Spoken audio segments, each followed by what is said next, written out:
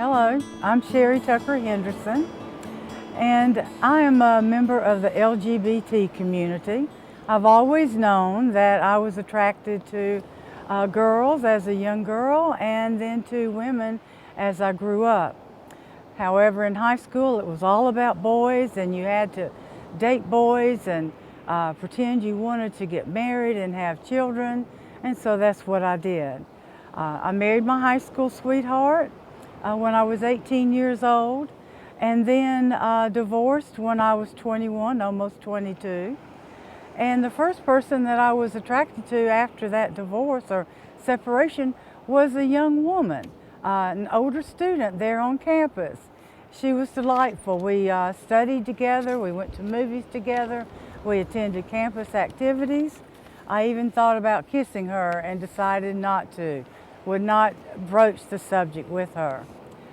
Soon after I met her, a few weeks later, I met my second husband, who would be the father of my child, and fell madly in love. He was College Joe. He was so handsome. He was back from Vietnam to finish his degree.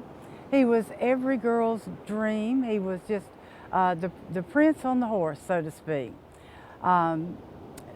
Things kind of started out rocky. Never really felt that comfortable with men.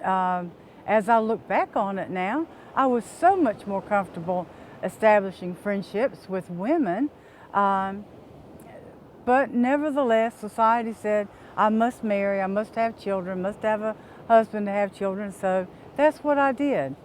After about 4 or 5 years of living and dating with my husband, before we got married, I decided I wanted to go to dental hygiene school.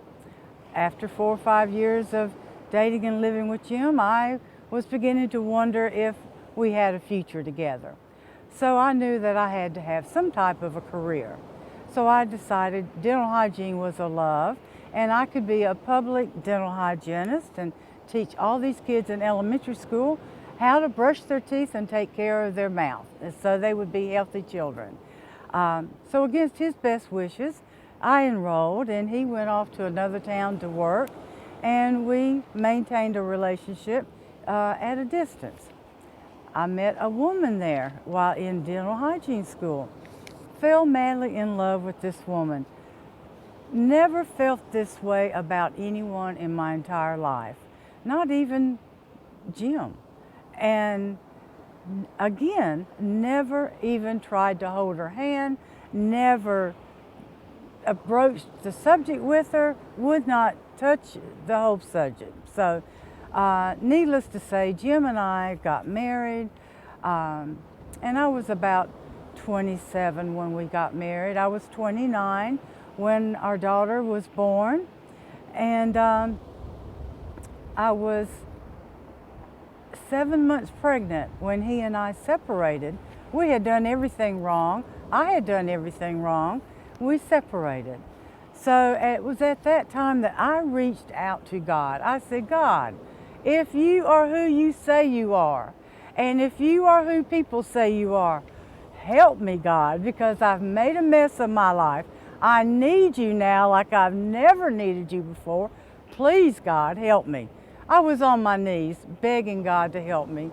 And of course, God answered my prayer, came down to me, lifted me up, and passed me through his heart. So I felt saved, I felt secure. I knew that from then on, I was in God's hands. So I go on, I raise my daughter, we're having a good life. She's visiting with her parents, her dad and her stepmother. And when I was about 37, a very traumatic, devastating event took place in my life. Short of my daughter dying, it was the most traumatic event I think I've ever been through. It took away all of my faith and all of my belief in our justice system. It made me know that the good old boy system was still alive, that it didn't matter who you were. If you had enough pull and money and connections, you could get anything you wanted. It was then that I felt stripped of everything that I knew to be safe. And I decided that, Sherry, you must have been doing something wrong all this time. You're barking up the wrong tree. Make yourself over, reinvent yourself. Be who you are meant to be. Be who God said He wanted you to be. So I started rebuilding myself without any concern of what anybody else thought I should be or who I should be. I started rebuilding myself. And I realized that for the next 40 years of my life, that I wanted to be with women, that I wanted to have relationships with women, that for the first 40 years of my life, I gave it to men and it was always very uncomfortable. Now I'm very comfortable in my own skin. I'm very proud that I've taken this journey.